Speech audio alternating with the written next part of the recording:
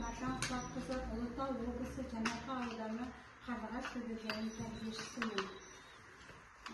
Экостарт жасыл технологияларға алғашқы қадамдар республикалық байқаудың менің алған тақырыбым табиғатты қорғау балабақшадан басталады. Экостарт технологиясын Эмилия Речи тәсілі арқылы жүзеге асыру.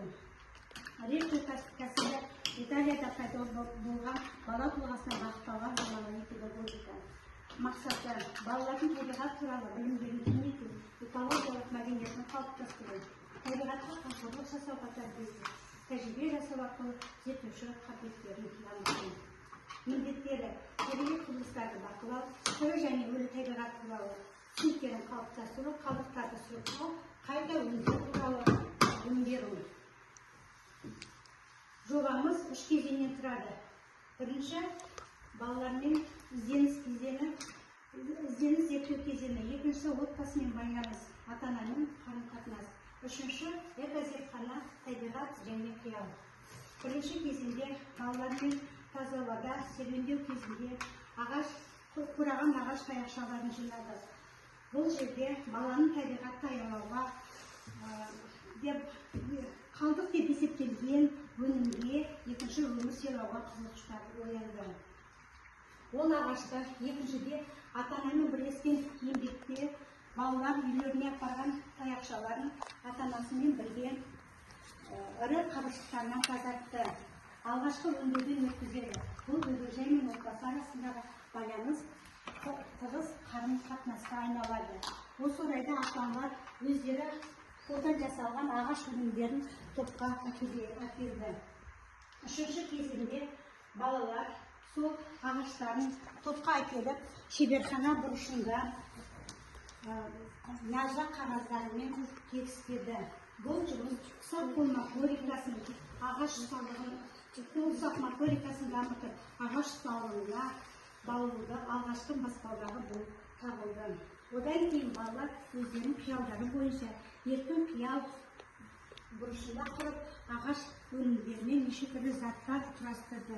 Өздерінің ойлау қабілеттерін жетілдірді. Кәнеке балалар не құрастырып жатсыңдар? Кәнеке ағаштардан. Мұстафа, сен не құрастырдың? Адам құрастырды. Тамаша. Заңғар, сен не құрастырып жатсың? Жұлдыз құрды. Тамаша, өте жақсы. Айбатыр, сен не құрастырдың? Мен үй құрастырдым. Адам құрастырдым дейді. Шатасы бар. Балалар, ендеше? Сәлеметсіңдер ме, кішкентай достарым? Мен жай ғана бұтақ едім, ал сендер мені әдемі бұйымға айналдырыңдар. Сәлеметсіңдер ме, кішкентай достарым? Мен жай ғана бұтақ едім, ал сендер мені әдемі бұйымға айналдырыңдар. Маған екінші өмір сыйлағандарың үшін көп рахмет. Ендеше кеттік балалар, бірге жаттығу жасайық. Ал енді бірге жаттығу жасайық. Бүгін біз бой сергіту жаттығу жасаймыз. Дайынсыңдар ма? 1, 2, 3. Жарайсыңдар, енді ең қиын. Аяқтарымызды мықты ету үшін отырып тұрамыз. Төмен жоғары. Тамаша, тағырда. Төмен жоғары. Жарайсыңдар, керемет болды. Тамаша, ең тебеден. Оң аяқ. Енді сол аяқ. Кім құламай тұра алады? Соңғысы, басымызды ақырын айналдырамыз. Оңға, енді солға. Керемет достар, керемет бой сергіттік. Рахмет балалар, отыра қойыңдар орындарына. Ағаш сендерге рахметін айтып отыр. Балалар, біз осы көктемде тау мен табиғат аяла атты акциясына қатысып, бөбекжай ауласына ағаш егуге көмектестік. Және де біздің бөбекжайымыздың ауласында жылыжайы бар.